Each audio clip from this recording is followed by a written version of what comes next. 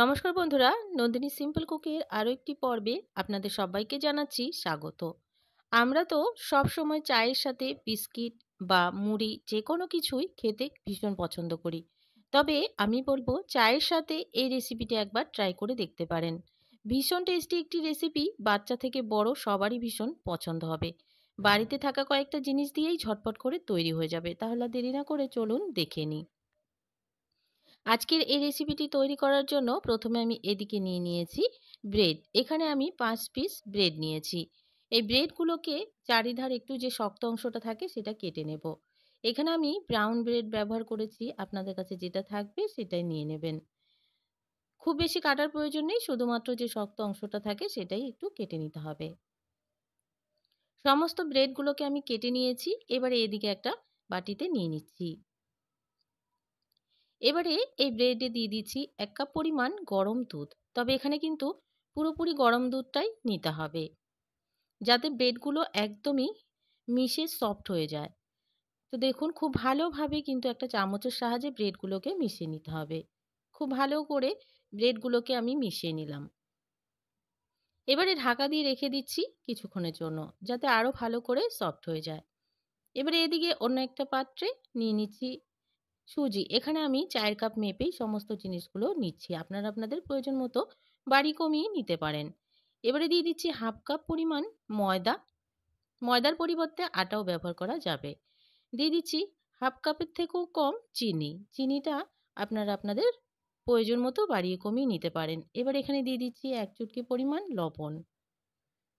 আর দিয়ে দিচ্ছি coconut powder. এখানে আমি ড্রাই যে নারকেল পাউডারটা পাওয়া যায় সেই নারকেল পাউডারটা ব্যবহার করেছি।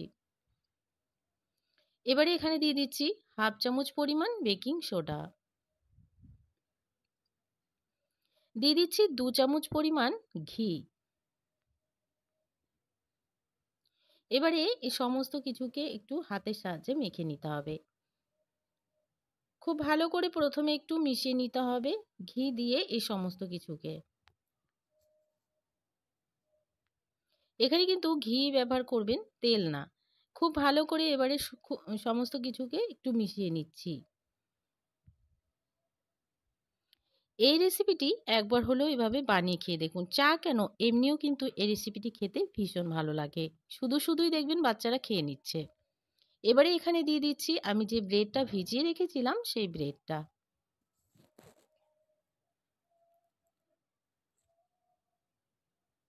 সমস্ত ব্রেডটা এখানে দিয়ে নিলাম। এবারে হাতের সাহায্যে এই ব্রেডের সাথেই সমস্ত কিছুকে একটু মেখে নিতে হবে। তবে এখানে কিন্তু কোনো রকমের জল বা দুধ কোনো কিছুই আর ব্যবহার করা যাবে না। ব্রেডটা যে ভেজানো হয়েছে সেই ব্রেডের ভেজানো দিয়েই সমস্ত সুজিগুলোকে মেখে নিয়েছি।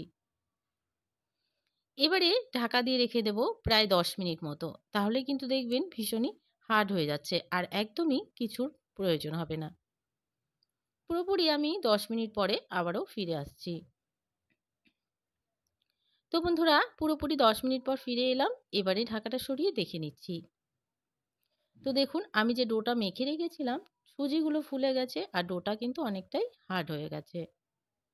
এবারে এখান থেকে একদমই অল্প অল্প পরিমাণে ডো নিয়ে নিতে হবে। হাতে কোনো রকমই তেল মাখার প্রয়োজন নেই। কেন কেন কি এটা কিন্তু একদমই হার্ড হয়ে গেছে, তেলের একদমই প্রয়োজন পড়বে না। এবারে হাতের সাহায্যে গোল গোল করে বলের আকারে তৈরি করব আর একদমই আলতো হাতে চাপ দিয়ে একটু ছড়িয়ে নেব, বিস্কিটের আকারে তৈরি করে নেব। একটা আমি তৈরি করে নিলাম। সবগুলোকে তৈরি করে নিয়ে এদিকে একটা ফ্রাইং প্যানে তেল গরম হতে দিয়ে দিয়েছিলাম।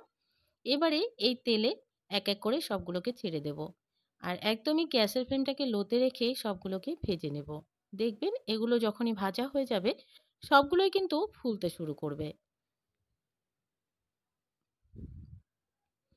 ভেতরে যে টেক্সচারটা তৈরি হবে না, একদমই দেখবেন কেকের মতন তৈরি হচ্ছে আর খেতে ভীষণ ভালো হয়। একবার হলেও রেসিপিটি বানিয়ে দেখার অনুরোধ রইল। তো বন্ধুরা, সবগুলোকে আমি উল্টে পাল্টে গোল্ডেন ব্রাউন করে ভেজে নিচ্ছি।